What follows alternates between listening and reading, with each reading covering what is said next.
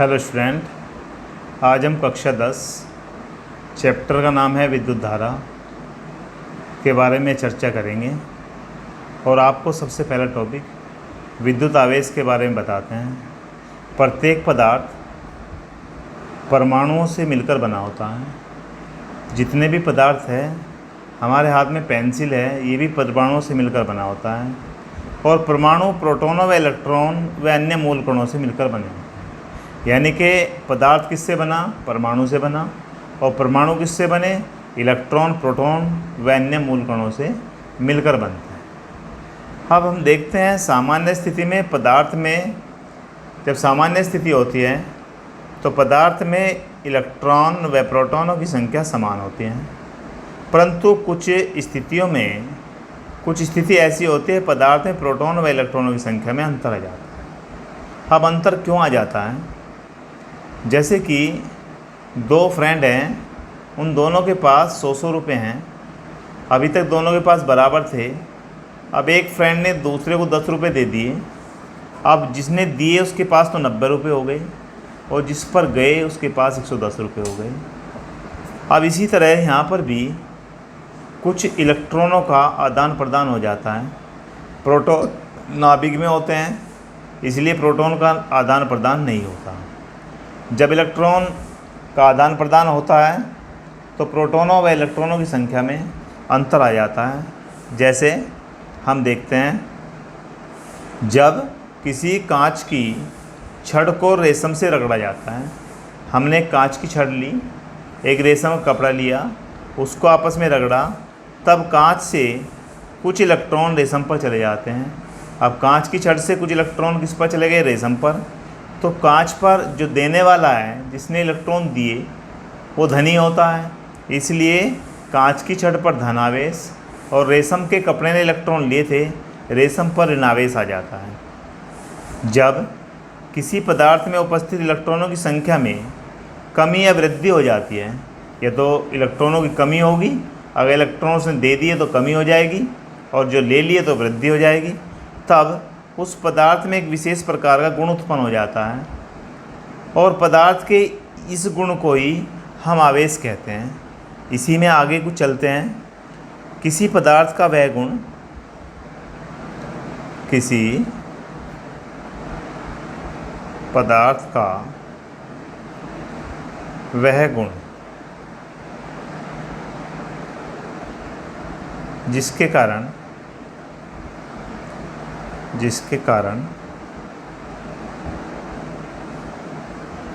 उसमें विद्युत व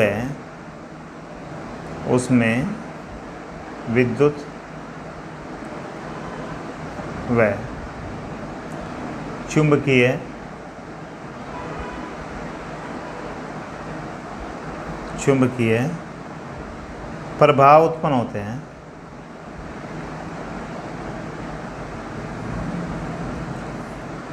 होते हैं।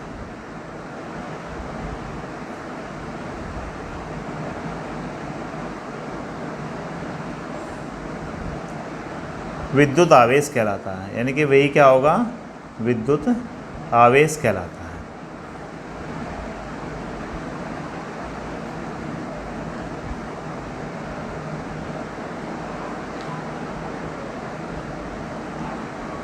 अब आगे चलें। आवेश को, जो आवेश है, इस आवेश को हम किससे प्रदर्शित करते हैं, इस बात को भी देखें। विद्युत आवेश को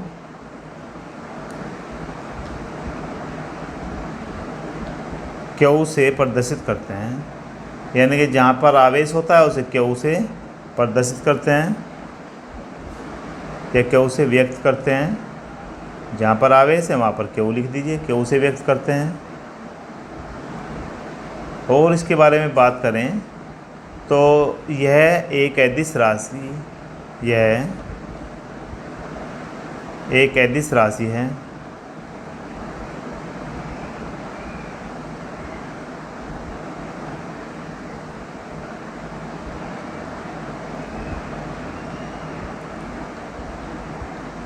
इसका मात्रक, यानी कि आवेश का मात्रक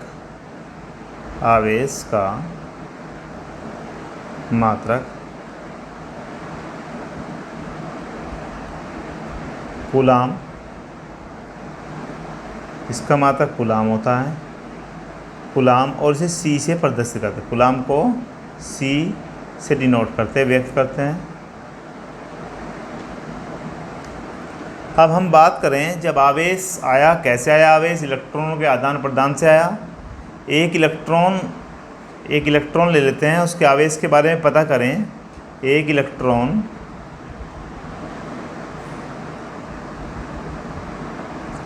पर कितना आवेश होता है?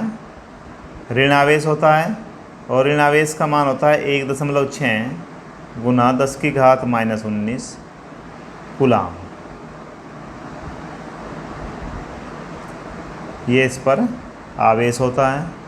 अब हम बात करें एक कूलाम में, ये इम्पोर्टेंट क्वेश्चन है जो एग्ज़ाम में आ जाते हैं। हम बात करें इसी में, एक कूलाम में कितने इलेक्ट्रॉन होते हैं? एक कूलाम आवेश बराबर होता है, एक कूलाम आवेश में इलेक्ट्रॉनों की जो संख्या होती है, वैसे तो निकालेंगे भी, न्यूमेरिकल भी करेंगे, 6.25 गुना 10⁻18 इलेक्ट्रॉन होते हैं। इनको याद भी रखिए, एक नंबर में क्वेश्चन आ जाता है।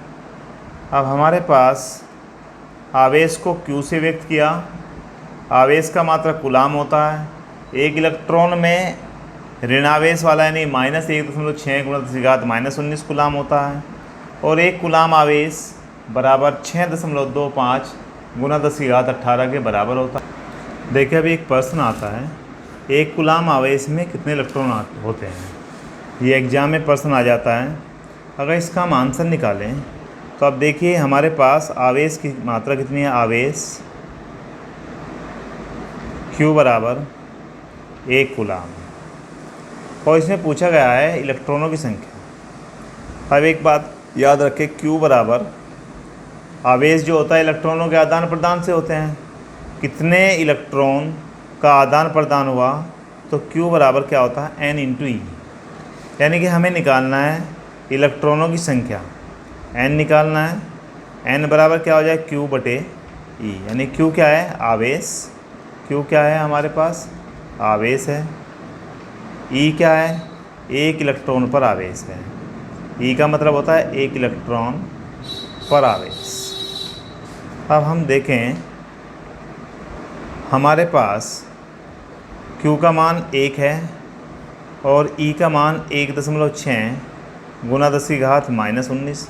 अब आप कहोगे आपने माइनस तो नहीं लगाया, इसमें जब सोल्व करते हैं ऋण चिन्ह नहीं लगाते। अब हमारे पास नीचे 10⁻⁻ है, अगर मैं इसे ऊपर ले जाऊं तो 1 गुना 10⁻19 हो जाएगा, और नीचे क्या है? 1.6, तो हम इसका दशमलव हटा दें तो यहाँ कितना हो जाएगा? 10 हो जाएगा। अब यहाँ पर 10 है, यहाँ 16 है, हमें काटने में थोड़ी दिक्कत होगी, तो 10⁻19 से एक पावर कम कर लेते हैं, तो हम लिख सकते हैं 100 गुना 10⁻18, और नीचे कितना है? 16 है। अब 16 से अगर भाग करें 100 को अगर हम 16 से भाग करें, 16 छिकम 96, हमारे पास क्या बच जाता? 4। डेसिमल लगाएं, यहाँ पर 0 हो जाएगा, 16 दूनी 32। अब क्या बचेगा? 8, 16 पंजे 80। तो यानी कि हमारा आंसर आ जाता है 6.25 गुना 10⁻18 इलेक्ट्रॉन। देखिए जब क्वेश्चन आता है यही 1 मार्क्स में या आपका बहुविकल्पी आता है, तो आप सीधा ये आंसर लिख सकते हो, एक कूलाम आवेश में 6.25 गुना 10⁻18 इलेक्ट्रॉन होता है। परंतु यही क्वेश्चन अगर 2 मार्क्स में आ जाता है और न्यूमेरिकल की फॉर्म में होता है, तो आप क्या लिखेंगे? एक कूलाम आवेश में कितने इलेक्ट्रॉन होते हैं, इसे आप करके सोल्व करके दिखाएंगे। इसमें हमारा इस लेक्चर में विद्युत आवेश के बारे में मैंने आपको बता दिया। आगे देखते हैं नेक्स्ट लेक्चर में क्या होता है।